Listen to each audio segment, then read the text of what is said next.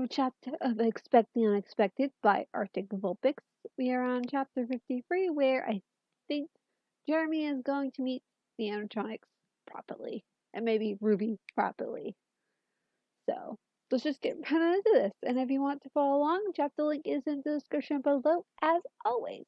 Let's get started. Chapter 53. Hi, Jeremy. As Heidi finally coaxed Jeremy in through the door, manic laughter greeted them. Not really new to Heidi. Ruby went racing past in full pirate mode, outfit and all. She was swinging a very real-looking sword, as she had a duel with Foxy. Neither really noticed the siblings arrived. Freddie spotted them, though, and nodded in greeting. He seemed to be a little less frosty around her lately, at least. Mangle was next to him with Teddy and Bonnie. Bonnie was bouncing in place excitedly as he watched the fight, while Mangle watched in mild concern. "You're gonna have to try harder than that, Captain," Ruby announced as she spun around under his sword. "Aye, lass, you're quite the swordswoman," Foxy returned, a very happy smirk on his face. The other toys were on the other side of the room, Toby already covered in chocolate, obviously waiting for Heidi. Chico was chatting to Goldie on the opposite side. Jeremy made an odd little noise that was the very opposite of manly as Heidi patted his arm. "Relax, no one's in danger," she said. Except maybe Toby." She frowned as her eyes followed Ruby, who was still too preoccupied to notice them. "Toby? Toy Bonnie, remember? Right." Goldie decided to pop out next to them at that moment. "Why is there a day dedicated to talking like a pirate?" she asked Heidi with a frown. Ruby just burst in, announced that the night was about that, and started a sword fight with Foxy. At this point, Ruby had leapt onto a table and was probably reenacting something from the Pirates of the Caribbean movies. Most likely something to do with Jack Sparrow. Foxy just laughed and continued the duel. "Ah!" Jeremy jumped nearly 2 feet in the air at the sight of Goldie popping in.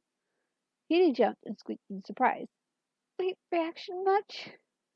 Goldie looked over at Jeremy for a moment. That look in her eye that reminded Heidi that she was the oldest one there, despite her often childish attitude. Sorry," she apologized. "I'm used to everyone being used to it now." Bibi ran up to them too and hugged Heidi. "Hi!" he grinned. Ruby and Foxy had paused their fight to look over at them, along with every single animatronic. Even Mario was in the room, sitting in the corner. His eyelights were fixed on them. "I suddenly regret this," Jeremy muttered, wanting to shrink into nothingness. "If you make a run for the guard room and use up the generators with the door, I will never forgive you," Heidi deadpanned. "Hello, Mr. Fitzgerald," Mario said from across the room. He tilted his head and played a few notes of his music box. Ruby turned and threw the puppet a feminist glare. "It looks like kill." "Want a repeat of the suit incident?" she asked in a sickly sweet voice. Foxy snickered at the memory. Looking around, Heidi could see everyone reacting quite obviously. Toby was switching between glaring at Jeremy and Ruby. She was fuming silently at the floor. Teddy was being used as a shield by a nervous Mangled. Bonnie was doing the same with Foxy. Betty was watching them cautiously. Chico was shifting nervously from foot to foot and wringing her hand. Goldie was still floating near them, expression neutral. She had totally known about this. Heidi was sure. "Yeah, I know you have questions. Yes, Jeremy Fitzgerald is my brother. And yes, I know he was the last guard at the old place before it shut down. My name is Heidi Fitzgerald, and I didn't tell you because I didn't want him knowing I was here, and because I didn't want you all acting weird around me. And yes, Foxy, he was the one who told me about the flashlight trick. He stayed for a couple of days until I can convince him not to commit me to an insane asylum."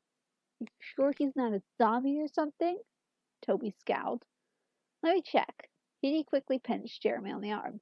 Hard. "Ow! What's that for?" "Yeah, he's alive." Ruby snickered while Foxy scowled at the reminder of the flashlight. "Bloody light," he muttered.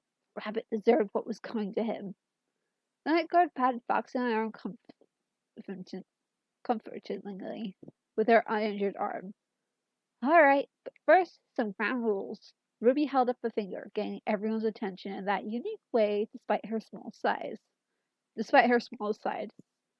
She pointed at the originals. My thoughts. You mess with them, and you're going to wish you only had homicidal robots to deal with. Bagdale Teddy are now included in that group. Oh, and BB too. I'm the night guard, and I'm also in charge of all the animatronics, so anything to do with them goes through me. Also, you don't make them uncomfortable with any mentions of the past if they don't want to talk about it. Got it? Despite her grin, Jeremy got the distinct impression of a shark instead of a teenager. He saw the look he had. Don't push it. Make them uncomfortable. Jeremy crossed his arms and glared at the girl. I've never tried to kill anyone. Edie and Goldie shared a glance. I nominate you as the ref tonight, Edie whispered. Goldie groaned. But you just got a sword tonight, she complained. Ruby let out a rather animalistic growl that sent shivers down everyone's spine. You also don't know the whole story, so don't push it, she glared at him. Foxy's scowl had disappeared, instead replaced with a concerned look. None of them wanted Ruby to get into a fight because of them. Bonnie's eyes were locked on the floor as Mangle let out a barely audible whine. Jeremy stopped and blinked. What makes you think you do, kid? He put a hand on Edie's shoulder. The mechanic glanced off to the side, but otherwise didn't react. The teenager glared. Because no one bothered to ask them before me, she answered evenly. And no one looked past appearances. She paused for a moment. Except maybe Steve. I think he had an idea of what was going on, she admitted. None of the animatronics moved. They were afraid that Jeremy was going to set her off. She seemed even more unstable than usual lately. And I'm not a kid, Grandpa, she added. Edie snickered while Jeremy's face twisted into a badly concealed grin. He couldn't help it. Yeah, I'm only 32. Who's Steve? Ruby shrugged. I forget his name. He said he's your uncle. He left tapes that I listened to in the beginning. And 32's old, dude. She started playing with the sword, tossing it up and catching it. It was a clear sign that she was growing bored now that his hostility seemed to be ebbing slightly. Jeremy looked towards Edie with a frown. She glanced away again. Scott. His name was Scott, he mumbled. Goldie looked between them nervously. I'm really sorry, Edie, she said quietly. Edie shook her head. Don't apologize until I can understand what's going on, please. It wasn't your fault, guys, Ruby responded immediately and sternly. She obviously had this discussion before. Jeremy could sense the protectiveness that radiated from her. The originals were all looking down awkwardly, though, clearly uncomfortable. Scott, Steve, whatever. He sounded like a Steve. She shrugged, turning back to the siblings. Then whose fault was it, Ruby? Edie asked slightly coldly. I've gotten to know everyone the last couple of weeks, and while it's obvious you still don't like me, she gestured to the originals, you don't act like murderers, so forgive me for being confused. The toys shared an uncomfortable look, while the originals looked anywhere but at the humans. I'm confused too, Jeremy said. Why? It's your fault, Mari said. What? Night guards. First of all, I'm not a night guard anymore. Second, how can you blame all night guards for something? Okay, calm down, please. I am calm, Jeremy responded a little snappishly. Well, calm down more. Shut up, puppet, Ruby snapped. And if they don't want to talk about it, they won't.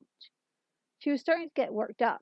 It really was infuriating to Edie, though, that she blocked her every single time she tried to find out the truth.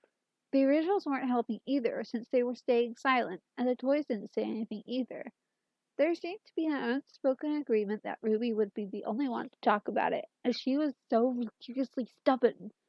Goldie patted Ruby's shoulder hesitantly to try and calm her down. Why can't you just tell me? I'm the only one here that doesn't know, he snapped, the stress finally getting to her.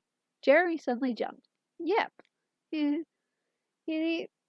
today isn't the time? He looked down and nodded with a sigh. Fine. Ruby seemed to relax at that, but still kept a suspicious eye on Jeremy. Right, Jeremy said awkwardly. So what exactly do you all do all night? Or am I going to huddle next to the door all shift and make crazy person noises? We could play pin in the suit on the ex-night guard, Mari suggested, dead set on tormenting the man. Maglet made a strange noise and clicked her teeth at the puppet as she came over to the siblings to introduce herself to Heaty's brother properly. Jeremy looked between the robots, the current night guard, and his sister. He could see that Heaty looked very angry with the puppet, but largely concerned about any danger they could be in. Oh boy, he didn't like this at all. Not one bit. But he could trust his little sister for 6 hours, right? He could do that. Why did one of the foxes decide to come closer? He had the worst memories with them. Something went sailing through the air and slammed into Puppet's head. It exploded in a cloud of glitter. Want some more, clown? Ruby snarled as the animatronic glared at her. Her aim was definitely to be feared, Jeremy decided. Anyway, she turned back to him. We do whatever. I'm having Pirates Night tonight. Goldie is going to introduce Teddy and Mangle to Harry Potter, though, I think. Mangle sighed something to her that made her snicker. Edie still couldn't catch what she said when she signed quickly like that. What? Edie was about to ask, but a more pressing issue came up as Jeremy laughed. Oh, really? Harry Potter? That's interesting. Right, Edie? She elbowed him in the gut and glared. Say it. I dare you, brother. Her glare was icy. Ruby looked very interested suddenly. Mm-hmm. Some secret here to do with Harry Potter, she mused, mischief eyes staring to Goldie. The bear looked excited. What is it? She asked. It was so surreal to see those he only associated with murders to go back to other things. Talking, movies, games. It was so weird. That paranoid part of his brain whispered about whether or not it was an act or not. Nothing, he yelled. Oh, it's something, Jeremy contradicted her, calming the paranoia by checking the exit. Just in case. Jeremy, no. Jeremy, yes. No. What? Not allowed to embarrass my little sister? No. You sure had tarantulas in your bed tonight. Forfeit. Ugh, not a word. Don't say anything. Not a word. I only need one. Jeremy winked. Ruby had a calculating look on her face.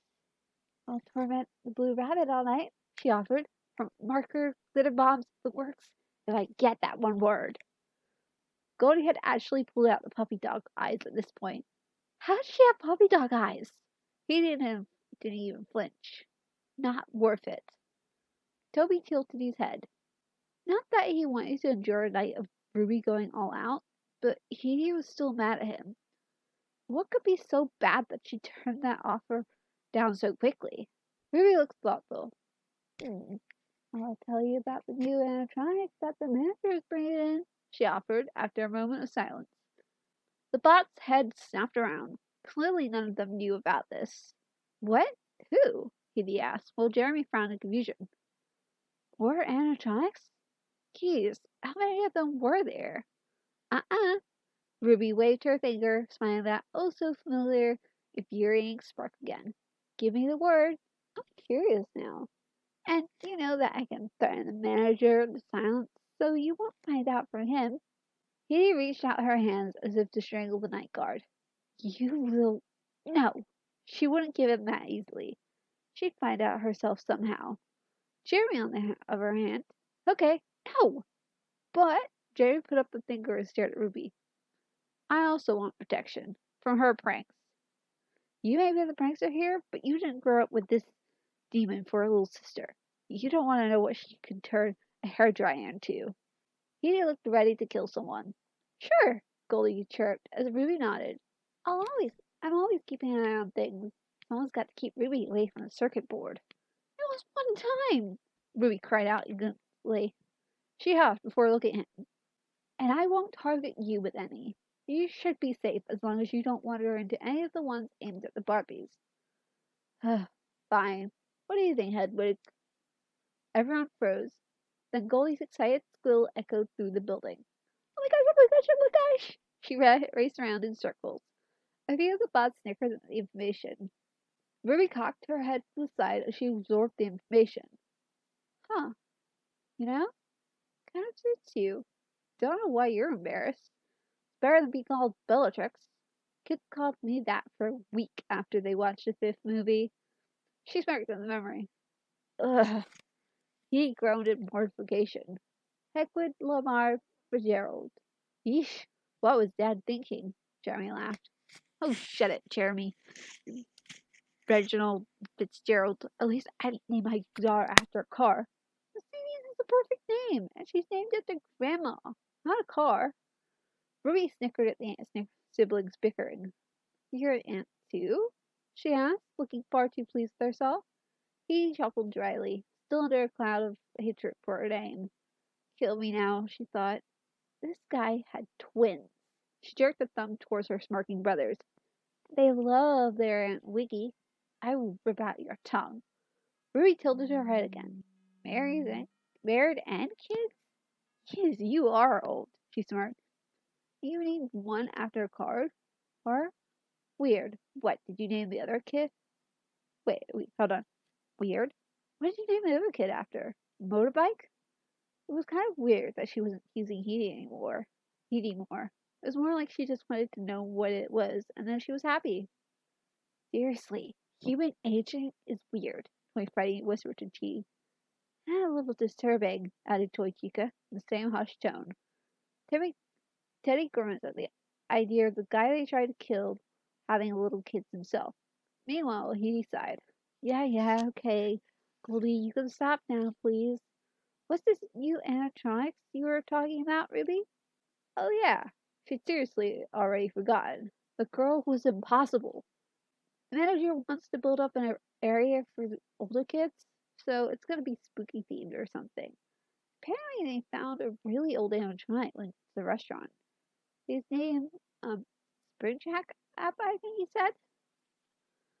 Goldie's excited babbling cut off with a horrified choke as she turned to look at Ruby.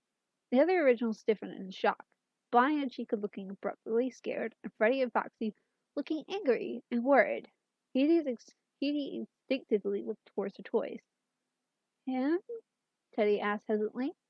I thought that guy was scrap metal. Toby growled. Whoa, slow down, Edie commanded. Who's Springtrap? At the corner of her eyes, she saw Puppet tilt his head down and clench his clawed fists tightly. She glanced at Jeremy to see if he knew.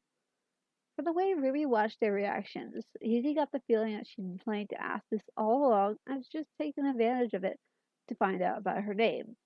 Goldie crumpled to the floor at Toby's word and started to cry softly, causing the originals to surround her and comfort her. Jerry looked just as confused. Mangle tapped Edie on the shoulder.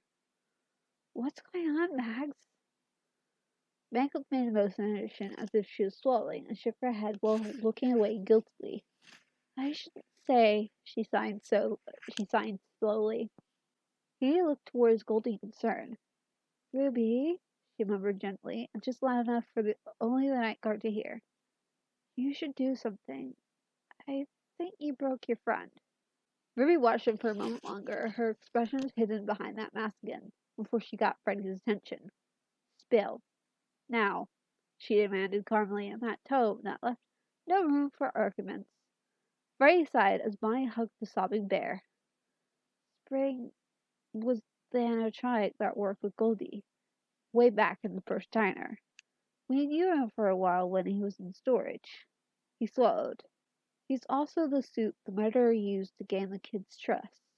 Spring and Goldie were specifically designed to be worn, as well as be independent animatronics. He couldn't stop the guy. It broke him. He paused to take a breath, not looking at Edie or Jeremy, eyes locked on Ruby. There was an incident. The murderer died, but he didn't leave. He possessed Spring permanently. The kids can only do it to us temporarily on night 6. We never saw the real Spring again. Only Springtrap. Ruby opened her mouth to respond, but was interrupted by gasps and a choking sound. They probably should have been looking at the Fitzgerald siblings, both of them pale and horrified. Jeremy stumbled back slightly, and Edie would have done the same if she was standing. Edie? She asked in concern.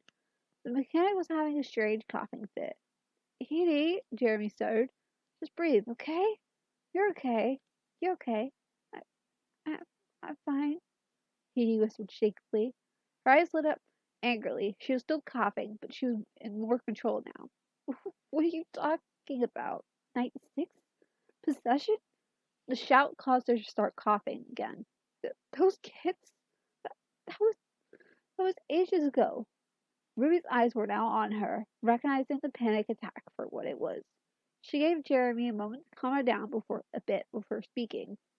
She was kind of annoyed that she had to talk about this now, though, when they had established that it wouldn't be happening just a few minutes earlier. The kids that died hung around as ghosts and forced the originals into hunting night guards. The murderer was a night guard, so they blamed everyone who takes the job. If the bots haven't chased the guard off by night 6 or killed them, the ghosts take over and do it. And they make it messy. My deal makes it impossible for the little brats to do that again, since I beat them. There was a definite edge of anger and venom to her words as she spoke about them. You're lying, Phoebe wheezed. The toys were scared for their friend now. However, when they tried to step closer, Jeremy glared at them with way more heat than they expected. There are now two groups surrounding two emotionally unstable people. I'm sorry, Edie, Goldie cried without looking up. I'm sorry I didn't tell you. You deserve to know. I'm missing something here, Toby muttered to himself. Ruby's expression darkened dangerously at the accusation. Lying, she hissed. You're the one who wanted to know why they killed in the first place. They didn't have a choice. Think Foxy would do this to me willingly? She yanked her shirt up and showed them long scars running down her back. The original flinched and looked away from the sight. He quit the game after like one night. He didn't want to do it anymore. None of them did. She was furious now, her hot temper flaring. The toys actually flinched at the sight, too. It was so easy to forget that the teenager wasn't invisible, that she could and had been her. Foxy's ears fell back. Yes. He reached out to touch her shoulder as she pulled her shirt back into place. He shook her head and buried her face in her hands. It's crazy. You're lying. You have to be lying. It isn't true. Maybe we need to go home, Jeremy suggested gently, while he continued to repeat herself. Mangled let out a hiss that made him flinch. No way was he taking her best friend right after she just got back. He no longer seemed to be aware of any of them. You're lying. They're gone. They've always been gone. They wouldn't hurt. She trailed off into quiet sobs. We should go, Jeremy whispered. Leave me alone, he screamed at him suddenly. The man jumped up and held up his hands in surrender. Leave me alone, she said, and a quieter voice as she started rolling towards the door that would lead deeper into the building. Ruby didn't follow her. She was furious. Sure, she was a mischief maker and all, but she wouldn't outright lie about something as serious. She huffed in annoyance before moving over to sit next to Goldie and let the bear cry against her shoulder. Great. Pirate Night was ruined. Fantastic. That's the end of chapter 53. That was a little longer than the other chapters, I feel like, but I hope you enjoyed. And go show the authors loves. Like I said at the beginning, there's a link in the description below. Go, go, go. We are done here. Go leave a review. We don't need an account. It just means the author can't respond. So, go, go, go. We're done here. And be sure to subscribe. I upload new videos every Friday and Saturday. And I'll see you guys tomorrow with the next chapter of A Treasure Discovery. Bye!